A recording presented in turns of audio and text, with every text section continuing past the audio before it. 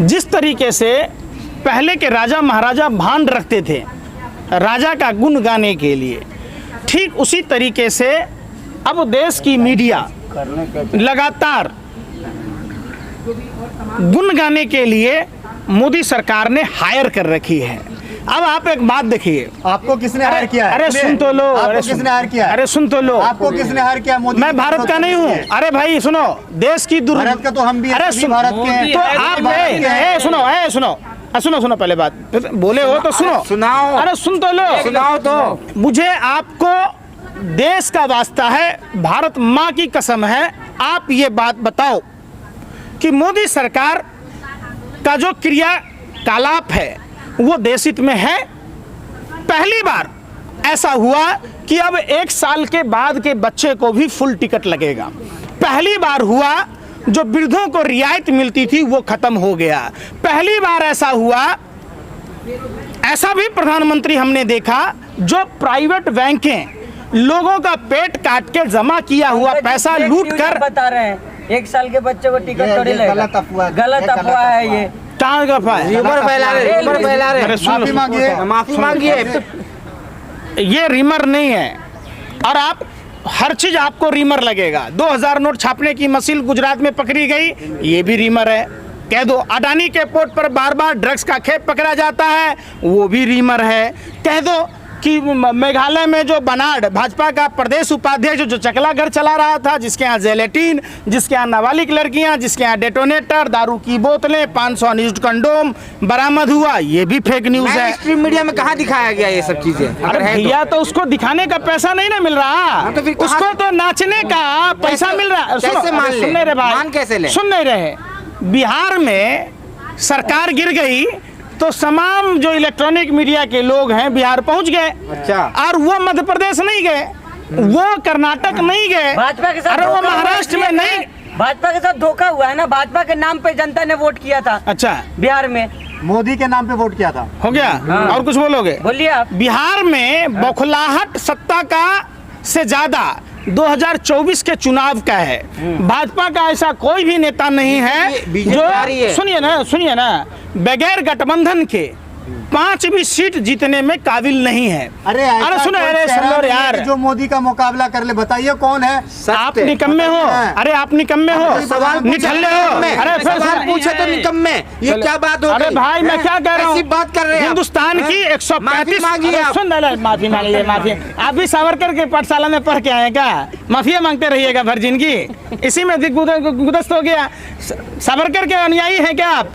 आपने कभी सवाल नहीं पूछा कि प्रधानमंत्री जी आपका जो सपना था वो अपना था या किसी और का था, जो आप भूल गए। वो आप सपना, हकीकत तो दूर की बात है, कम से कम बंगाल में जो लक्ष्मी देवी को आपने ब्रांड एम्बेसडर बनाया था, जिसके साथ आपने फ्रॉड की, चीटिंग की, उस लक्ष्मी देवी उस समाज से आती हैं जो प्रभु श्री राम भव से सागर पार कराते। उस प्रभु श्री राम को नदी पार कराने वाला केवट समुदाय की विधवा बहू, जिसको प्रधानमंत्री ने फ्रॉड किया, चीटिंग की, आज तक मकान नहीं मिला। अरे भाई एक बार प्रधानमंत्री मोदी का सपना था देश को मजबूत करना, और वो होता हुआ दिख रहा है। विश्व गुरु बन गया। क्या खाते हो? फिर वही बात। अरे तो कैसे विश्व गुरु बनेगा भैया? बेरोजगार गुरु बना दिए आप। एक बात आप बताइए, बीमार गुरु बना दिए। बात सुनते सुनते कान पक गया। आप सुनो, सुनिए, 70 साल मिला इन्हें, 10 साल में ही 4 है, बट टाइम तो लगेगा। हो गया। सुनो भैया, हैं इन्हें करवा लाऊं मैं। 70 फर्क होता है, कैसी बातें कर रहे हो? पहले बात, सस्ता नशा किए हैं आप लोग। अडानी के पोर्ट से लाके हेरोइन पीते होगे।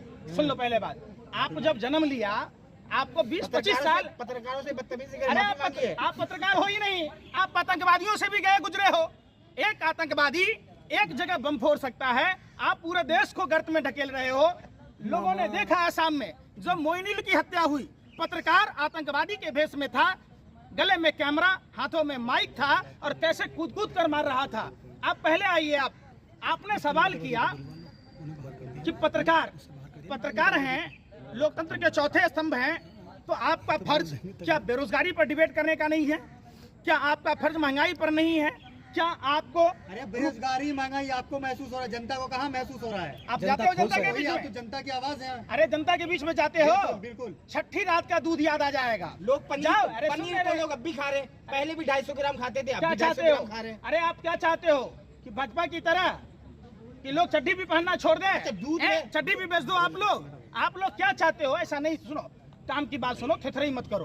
अच्छा, सुनो, आप ऐसा करो, आप ऑटो वाले भाइयों से जाके पूछो, टैक्सी वालों से जाके पूछो, घर की गिर माता बहनों से जाके पूछो, छात्र नौजवानों से पूछो, तो आपको महंगाई दिखेगी। आप क्या करते हो? किराए के ऑडियंस होते हैं, किराए के गेस्ट होते हैं, अच्छा। और जैसे मदारी दुकान लगाता है वैसा ही डुगडुगी बचाते हो, आप भी आप वो किराए बेच के जाते हो, हो। आप भी किराए के हो। मैं तो भारत का हूँ, देखो तो किराया। फिर? अरे तुम्हारी वो भी दूध भारत याद के आ ही है। जाएगी। अरे सुन तो लो, यही कह कह के आप लोगों ने देश को गर्त में ढकेल दिया। अब क्या करके मानोगे यार? आप लोगों को भगवान कब सद्बुद्धि देगी, ये तो बताओ। आप कब ईमानदारी से बोलोगे? आप तो इतने गिर गए, जितना झुमका नहीं गिरा बरेली के बाजार में, उतना आप लोगों का स्तर भाजपा की सरकार में गिर गया। और आप तमाम मुद्दे पर आप रो क्यों रहे हैं? भैया रोने का समय है। देश बदहाली के दौर से गुजर रहा है, देश बर्बादी के कगार पर है। जहां हमारी गिनती अमेरिका और जापान से होती थी, आज हमारी गिनती किसे हो रही है? नेपाल से, बांग्लादेश से, पाकिस्तान से। तो आपको नहीं दिखाई दे रहा? ये बताओ।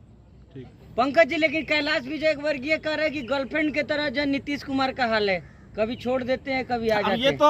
ये तो क्या है, कैलाश विजयवर्गीय जैसे दो कौड़ी के लोग एक राष्ट्रीय महासचिव भाजपा का अगर इस तरीके का बयान देता है, तो क्या वो अपने घर की लड़कियों के बारे में भी ऐसा ही बात सोचते हैं क्या?